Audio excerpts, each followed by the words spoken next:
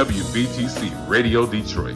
You can find us on Facebook, YouTube, X, and our website, www.wvtcdetroit.com, or download our WVTC app from the Play Store for Android users and the App Store for iPhone users.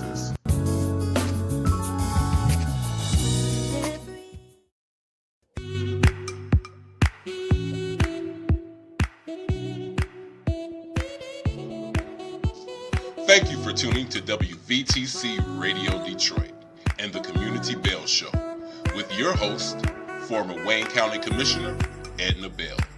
Stay tuned for insightful information Detroiters will find valuable. Text a friend and tell them to watch with you for news you can use. And now, your host, Edna Bell.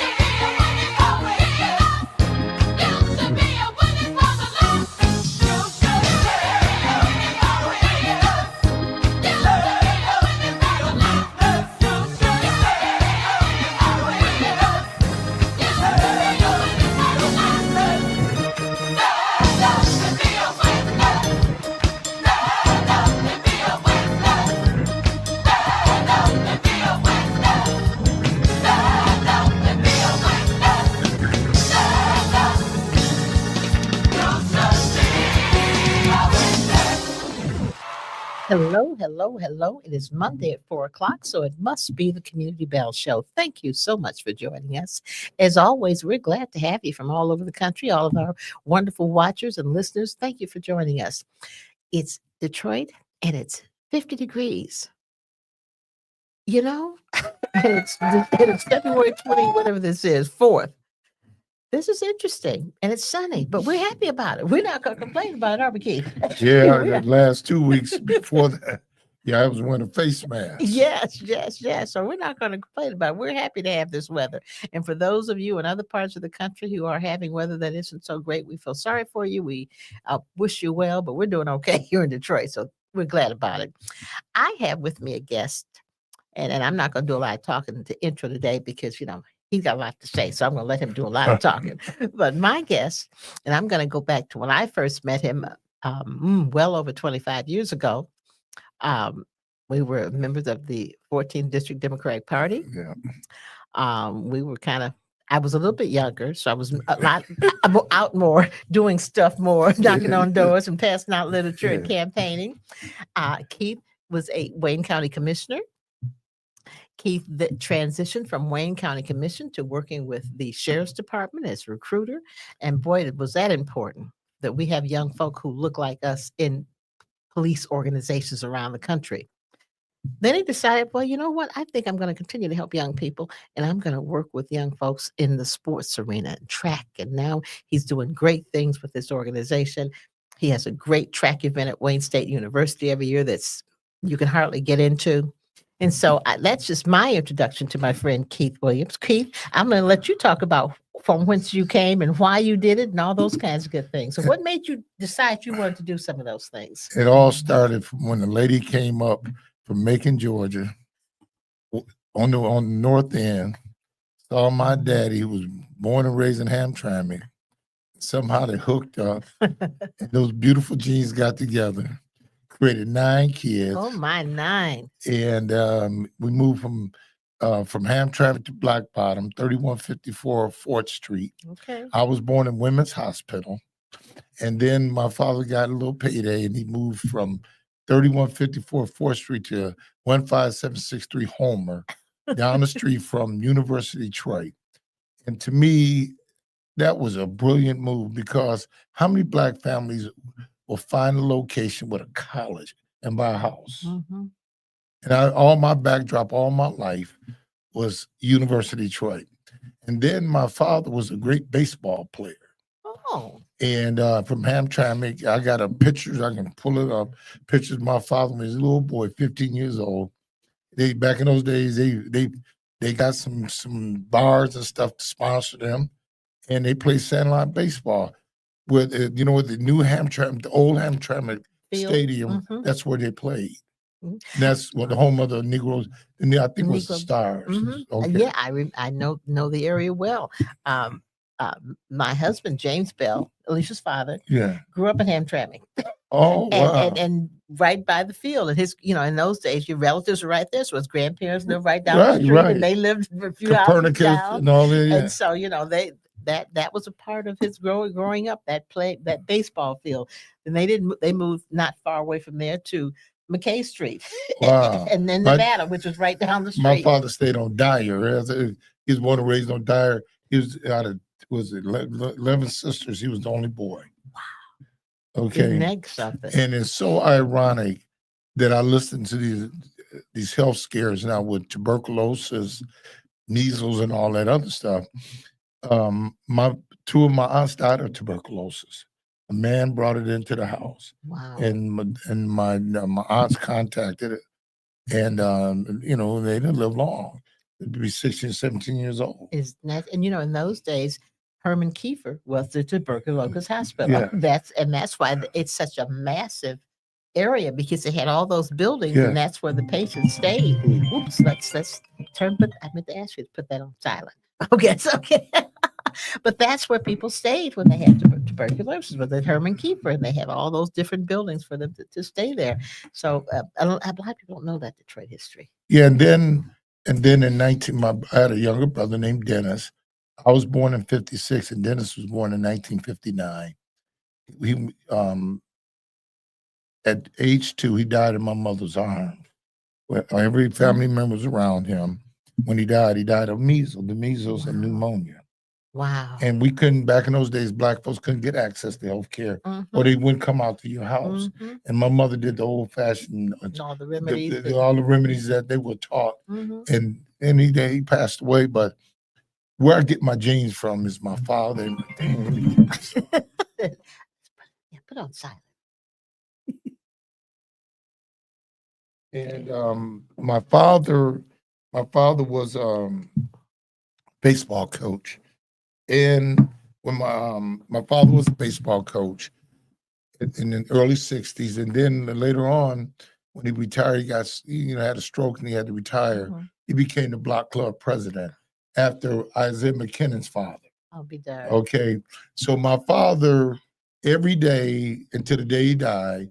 He used to go to Midland ballpark. It was a park at Midland between Quincy and Homer. Him and my mother fed the kids, free lunches. And I wondered, I said, Daddy, how you doing all this? How you get access to all this? Well, nonprofits are very prevalent now. You got to go through all this stuff. But my father had a nonprofit there back in the day, and he didn't know he had a nonprofit. Okay, and so his whole thing was unifying the kids, unifying the families, and he was just a good man. I'm gonna say that because of my daddy. He had some faults too, okay, like we all do, but that's where I get my stuff from. And then when my father died in 1991 or 92, I don't remember. Before he died and been doing his sickness, I said, Daddy, why you keep going down to that field? And this is his words. He said, if me and Dow don't do it, who else gonna do it? Here it is.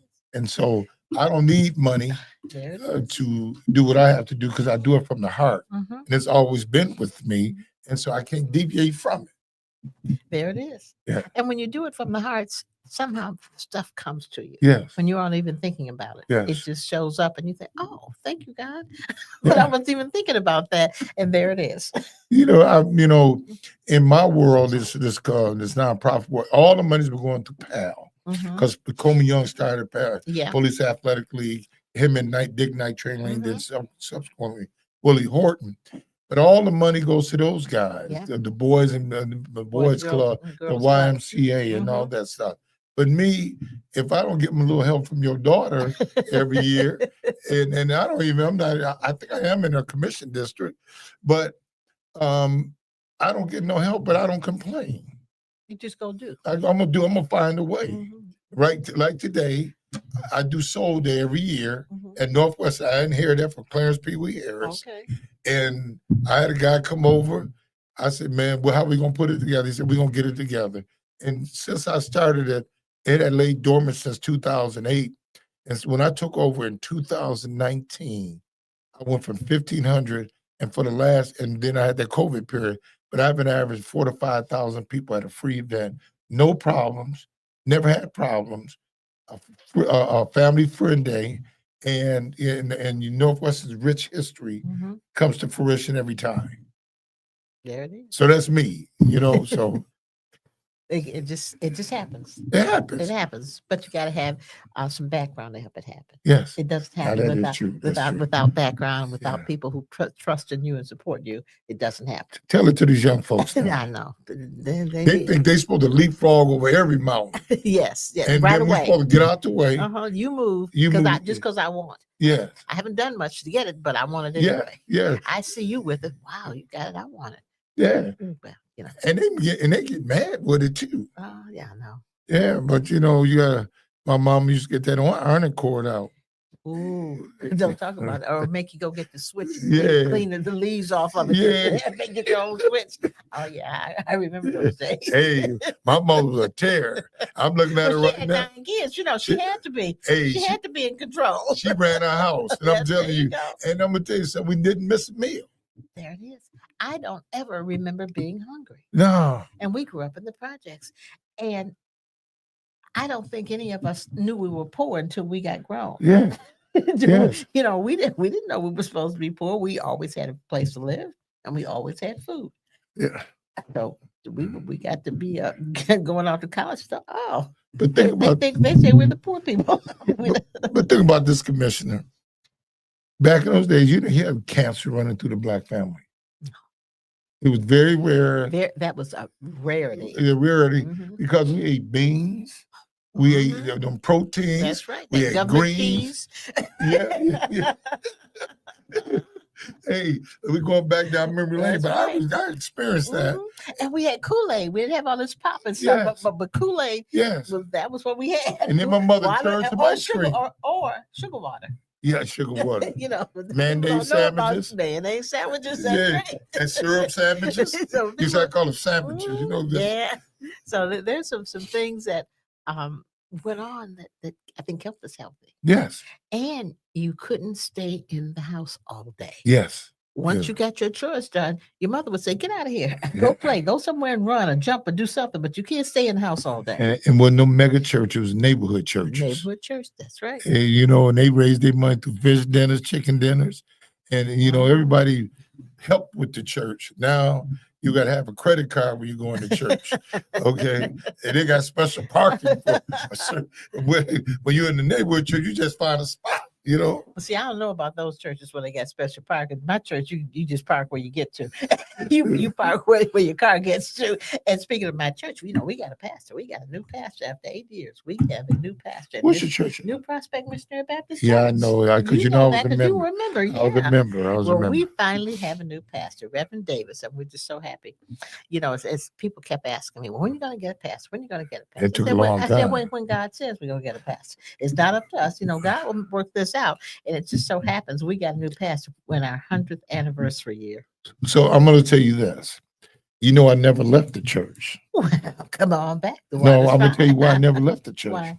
For the last 24 years, me, there's a few of us do a prayer. We've been doing it for the last 24 years, every Wednesday morning from 6 to 7. Wow. Yes. Really? I didn't know that. Yes. And it started with Bernice's mother. My little come back to It's all right. I'm going to brain dead right now. But we've been explain to me. I know. Josephine, Okay. Deacon Josephine. Yeah. And the other one, and we've been doing this for 24 years. 2 men. At first, I was the only man on it. I bogarted my way into it because Josephine used to go to church with me at New Prospect when New Covenant when it was on Puritan, the old Greater Grace. Okay. So y'all had a picnic, and I went over to the picnic, and I said I want to get on that too. And I've been praying ever since. I'll be darned. Yeah. Prayer works. Yeah, but I never left New Prospect. I'm still glad there. you didn't. I'm glad you didn't. Right. I'm glad you didn't. Well, I tell you, we've got a new pastor, Pastor Davis out of North Carolina, and he's doing well. We're going to wish him well. His installation is going to be on the 28th of March. So yes, I run into Reverend Carnell every now and then. Yep, Reverend Carnell is doing well up in Ypsilanti. Yeah, and then Reverend April has her church. Yeah, and then I was with what's his name?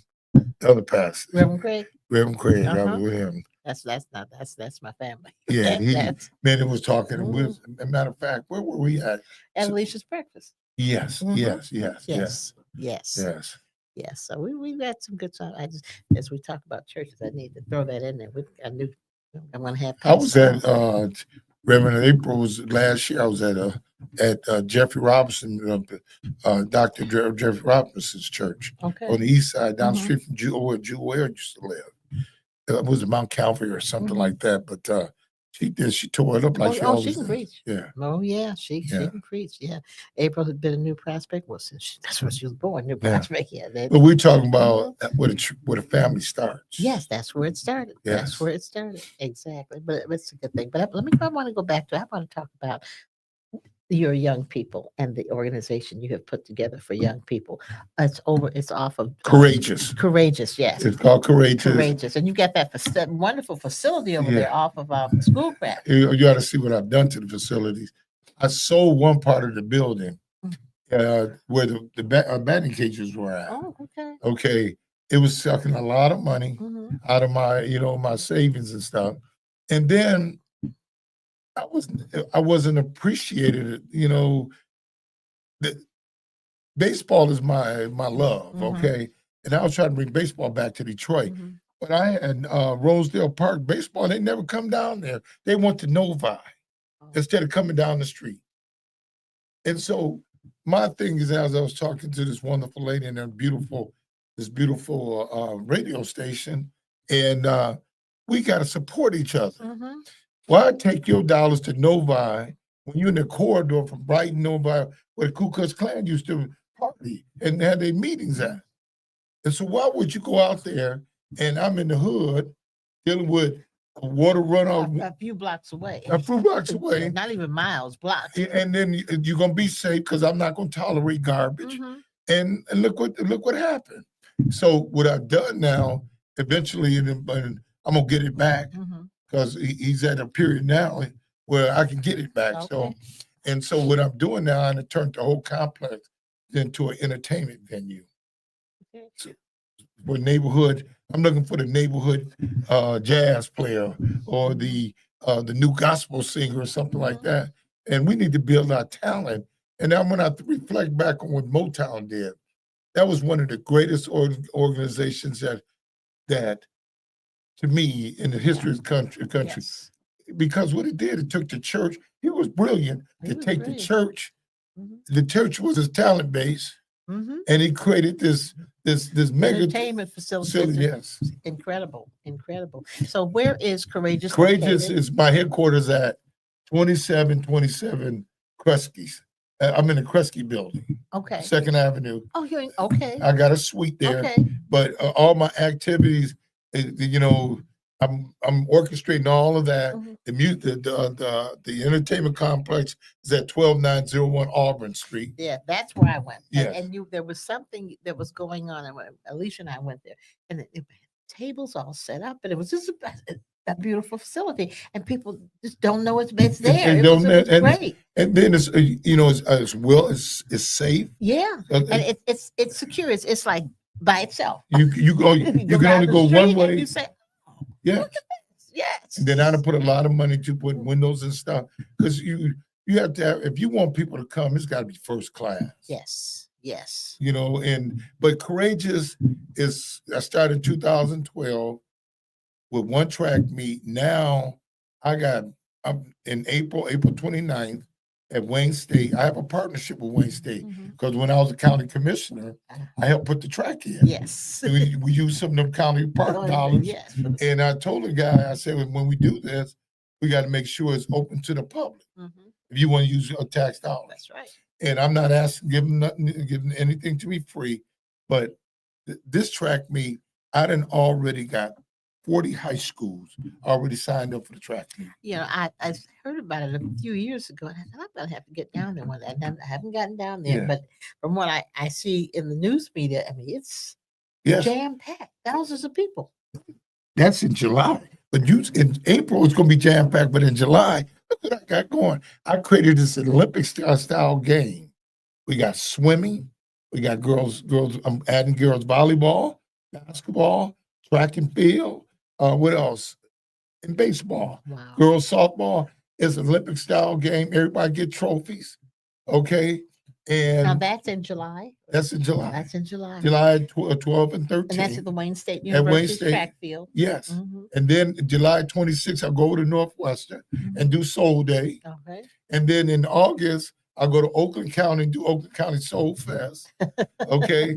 And then in August, I got the Major League Baseball camp.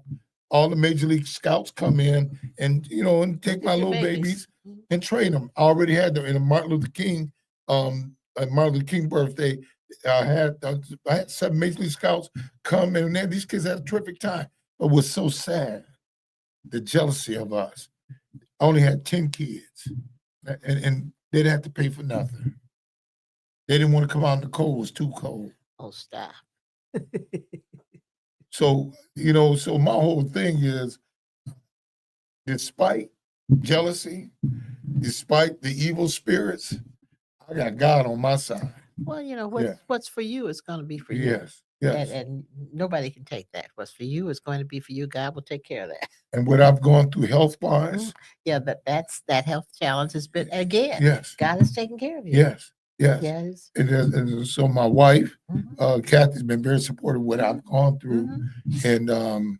and I don't look back. You can't. You can't. Yes. You can't. If you look back, you can't look forward. No. You'll stumble while you're looking back. You'll Right. fall down. So Right. let's not look back. Let's Right. not look back. So now, what's coming in April with Courageous at Wayne State? It's the Courageous Invitational. I got 40 high schools Okay. come from all over, Mm-hmm. and it's a track meet Okay. because I love track and field because I made all city in high school. All right. And I What high ran school? track. Detroit Henry Ford. Okay, Henry. I should have known Henry Ford. I think I knew that. I think I knew that. Well, let me just tell you about interesting about that. In 1963, I went to Fitzgerald on Puritan and Green Line. Mm-hmm. They started cross district busing because who was Drockler? Norma Drockler was the superintendent at the time. They didn't want to build more schools in the African American community, so they said we got other schools that we can merge kids with in other communities. I went from Livernois and Midland every day to 7 Mile, all the way out to Burke Road. Mm. From the third to the sixth grade, they had a bus at the end of the block. They picked up all the kids, and they talk about the Southwood Cross District busing.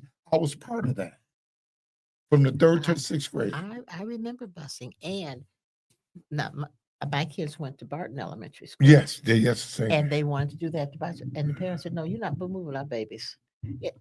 We're not having it. Wow. We're not having it. You are not going to do this to these babies. They can walk to school, and they will continue to." And they didn't bustle. But we raised so much hell. They said, "Oh, let me leave these people alone because these women are crazy." Me, Helen Moore, and a whole lot of other folks who lived in that community whose kids went to Barton.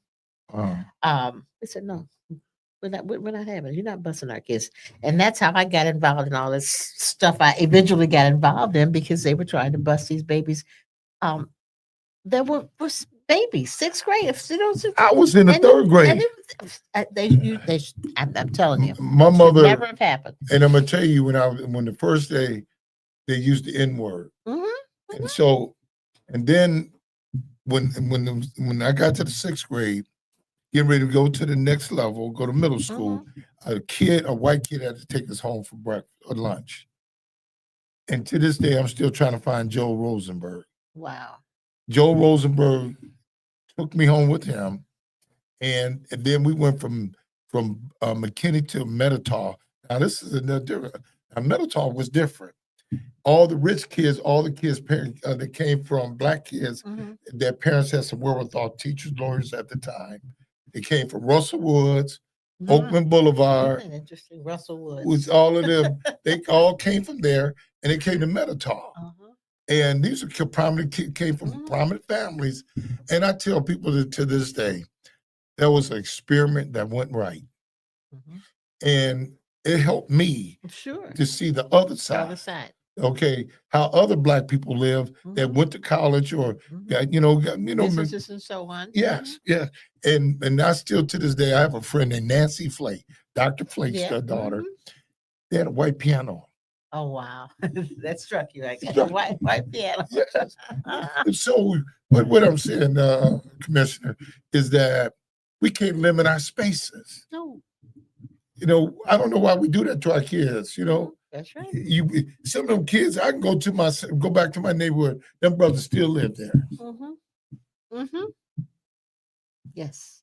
And Russell Woods is one of those areas that you don't hear as much about anymore. But that was a wonderful. Let's go over there now. Oh my gosh, a wonderful area. White people. Yeah, they're all coming back. And when you Walking think of dogs. where Nick Hood and his family lived, I didn't know they lived over there. They weren't in Russell Woods. They were in an area that when Mr. Jefferson Broad Street. Yes, Broad Street. They lived around Broad Street. Right. And between Broad Street and Livernois and Davison and Elmhurst, there's another. I don't even know if there's a name for the area. That's a wonderful area. You don't even know it existed. There's a park in the middle of it. Yes, that's what they do. Every summer they do their jazz in the park. Yep, they have jazz in the park. Yes. Wonderful area. That's where Nick Hood and in I served. That was the community I served. That was my district. And Hood was a principal at McKenzie High School. That's how I got involved with it. Wow. But she was the principal of McKenzie High School. He was the pastor, of course, and he became city councilman. And then, of course, his son became city councilman. But they lived in that area. And that was a wonderful area. Now look, think about when I went to Henry Ford. People don't realize, go over to Cody, the schools are called Kakuskos and all them. That's where the Polish, there's a enclave of big Polish folks that came from Poland and all that other stuff. And you had Redford High School. Yes. Where McNamara went. Okay. And then Henry Ford was Jewish, Polish. And then I'll never forget in 1971, when I went there, We had a race ride the first week. Wow. Wow. But when I was in high school and we would go play those other teams, it was like going to the other side of the world because I went to Northern High School. It was the other side of the world when we went to Redford and Henry Ford. I mean, it was like, oh my God, will we ever get there? But that was a long way. Wow. And we, in those days, Northern and Northeastern and Eastern were the power, and Central were the powerhouse in sports. And they'd be waiting for us when we got there. They'd be waiting for us when we got there. I'm telling you, but I was blessed to play sports at Henry Ford. Mm-hmm. I was blessed to meet African American kids and parents that had some wherewithal. Mm-hmm. I was blessed to even have bad grades and still go to college. What college did you go to? Let me tell you this. Story. Huh? I got stories. I could be here all night. Because in my book called Obstacles Conquered. That's the other thing we'll talk about in a minute. But tell me about the college. Yeah. So when I realized that I'm getting ready to graduate, I looked at the counselor said, "Keith, it don't look that good." Okay. I was going into school, but I wasn't in the school. Yeah, your body was there with nothing else. Okay. And so all I looked for was playing sports on Friday. Uh-huh. So I had to make a decision. I went to my principal. I said, "You know my grades. You didn't. I ain't got to explain to you or talk to you about it. I said, I don't want to go back on Homer Street because that was going backwards. Okay. I said, I found out I can go to Henry Ford Community College if you let me go. He said, I'm going to let you go. And then while you're there, you can come back and graduate. Okay. So at that time, now they call it dual enrollment. Okay. So that 1.5 grade point average leapfrogged to 2.8. Listen to this. I was getting recruited for football. That 1.5 turned into 2.8 at Henry Ford Community College. Oh, wow. And I was supposed to. I came back to Henry Ford. I graduated in January, in which I was supposed to graduate in June. So I didn't miss a beat. And then the counselor at Henry Ford Community College made a call up to Eastern Michigan. And I got accepted. Wow. And I haven't looked back since. So everybody's journey may not be always what you think it is. Let me tell you, it isn't always what you think it is. That's right. Yeah, but for me to have the forethought, when I think about this, I need to go to college. Something's wrong with these grades. I know there's a way to do this. There's got to be a way they can help me with this. There's got to be a way to help me out. And you obviously found that way. But I don't know what made me think. It's your mother. Yes. My mother and my dad. Yeah. Yeah. Even though you weren't going to school and getting the grades, you knew better. Yeah. You knew what you were supposed to do, and you finally figured it out at the last minute. But I'll never forget when I was getting ready to. My mother, remember them old chests where my mother. I was going into Eastern Michigan. Okay. Oh, yeah. She tied this thing. I was so embarrassed. So Mr. Rooks drove me down to the Greyhound bus station, and I'll never forget this. When I closed the trunk up, I looked to my parents. They was crying. Oh. And I said to myself, I can't disappoint them. And I got up to Eastern. I graduated, and I did pretty well with myself. Yes, you did. You did. But you mentioned the 1.5 you had. When I was on the school board, one of the worst and biggest and longest meetings we ever had was when we were instituting a policy that said you had to have a 2.0 to play sports, to be involved in extracurricular activities. Right. I want you to know that those sports parents and those sports parents and all those groups and coaches, they read us the riot act because we wanted the kids to have a 2.0. And I sat there and I kept listening. Are these people crazy or who's crazy? We're asking that if you're going to play sports or if you're going to have extracurricular activities, into sports, band, whatever, you got to have a 2.0. So you was thinking like an educator. I'm thinking like a parent, I thought. But obviously the parents, came hollering and screaming at us, weren't thinking that way because they read us the riot act. We were going to keep their kids from getting recruited for college. We were going to keep their kids from getting other opportunities because we wanted them to have a 2.0. And finally, at about 10:30, 11 o'clock, the meeting started at 5 o'clock. I I said, call point of order. Let's call for the vote. This is enough of this. I mean, and it was the coaches and the parents and all the little clubs that supported the teams. I thought that was the craziest meeting I had ever attended, that they were raising all sorts of heck with us because we said, no, they got to have a 2.0. If they're going away, they got to be able to read and compute and do something. So, yeah, but we passed it. But it was hard. Well, so y'all went to 2.0. Yes. And now it's back to 1 something. I hope not, Lord have mercy. Of course, that But was in the 80s. That was 1980. And I was from 81 to 91. So that was in the 80s. So I hope it's not back. So, I hope they maintain the 2.0 rule for extracurricular activities. So Commissioner, I'm writing this, I'm doing this thing on economics and the impediments of economics. Mhm. In Mr. Charlie's world, there's so many impediments that you could never reach the highest in their world. Okay. Okay, that's what I mean by it. In their economics, with the dollar is the foundation. Mhm. Okay, you gotta have the credit scores, you got to have degrees, you gotta have all the things that the average family could never achieve. And then to achieve and get to the next level of life, you got to have those things. Okay. I say, I came up with this theory because come as you are in economics. And then this is all the biggest criteria. You got to be able to read, write, add, and subtract. There it is. And you learn that in school. Yes. Go into class so that you can learn to read, write, add, and subtract. If you can read, write, and add, subtract, all that other stuff Yes. is That's extra. That's extra. That's it. As my mother said, it was extra. That's icing on the cake. Yes, icing on the cake. And that was my goal. They've got to be able to do this basic stuff. Yes. And it's our responsibility to make sure they can do this basic stuff. But think about this. And it come as you are economy, you base it on skill sets, your talent, your voice, your legs, Mhm. your thinking. Okay, and it's not putting stigmas on you or putting things that hold you back. You exploring your own capability. And that's a wonderful thing for grown folks. But for young people That's who for are young folks, too. teenagers, they need If to they be can able to read, read, write, and compute. compute. And to do a 2.0 is not asking a whole lot. That says to me you have mastered something. You can read by the time you get to graduate from high school. You can add 2 plus 2 and multiply 5 plus 10 times 10.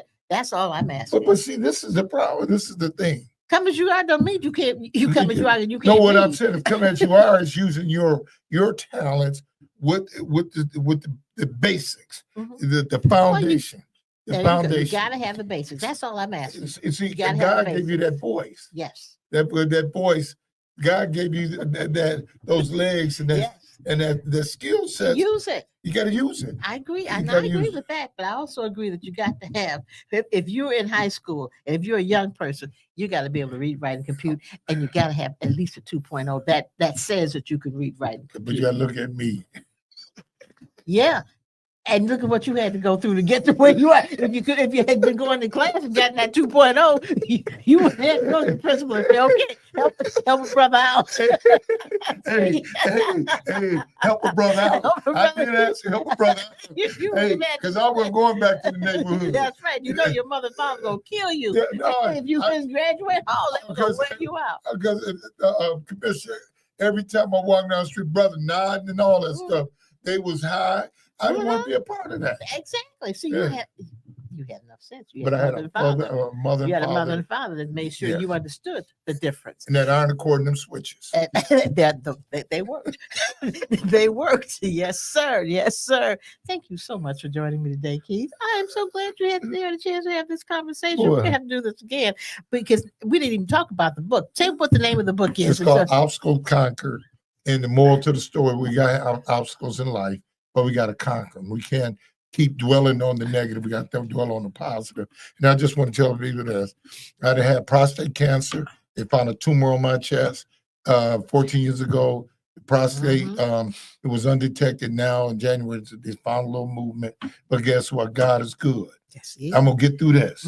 So as you believe it, so as you think, so as you believe. Yes. Yes. There you go. You've been blessed. Yes, You've I've been blessed. And we've been blessed to have you here today. Yes. Thank yes. you I so didn't mean much. to, Well, that's okay. talk. Well, that's good. People need to know that Yeah. because people look at us sometimes and think, oh, they just, everything's all right. They don't know what's going on behind the scenes. Yes. They don't know the issues that you have to face Yes. in order to do whatever it is you're doing. Yes. They just see the good stuff going on out front. Oh, they look good. They talk good. Everything must be all right. Yes. Not necessarily, but you keep going. It's the foundation. You keep going. You keep going. I'm so blessed to be in your company. Oh, I appreciate you. This was great. If you want me back sometime, just let me know. We're gonna have to do this again because I just appreciate the stories, and we got lots of stories. We can tell stories. Some stories we can't tell till some people died, but we got stories. Thank you so much for joining us, audience. Thank you so much for being with us. We'll see you next Monday at 4:00 for the Community Bell Show. Have a great week.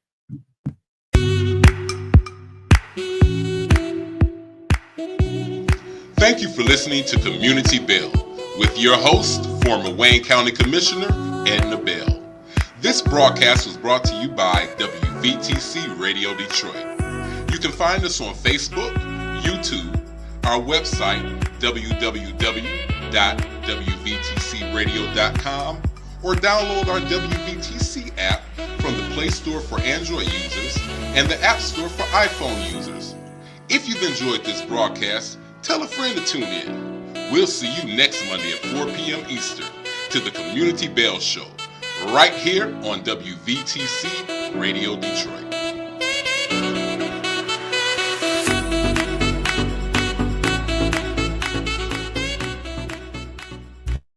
Go to your Apple or Google Play Store and download the WVTC Gospel Radio app today. You can also say, Alexa, play WVTC Radio Skills. Would you like to play WVTC Radio Network? Absolutely. Download it today. You're listening to WVTC Gospel Radio Detroit, and we're flowing in the Spirit.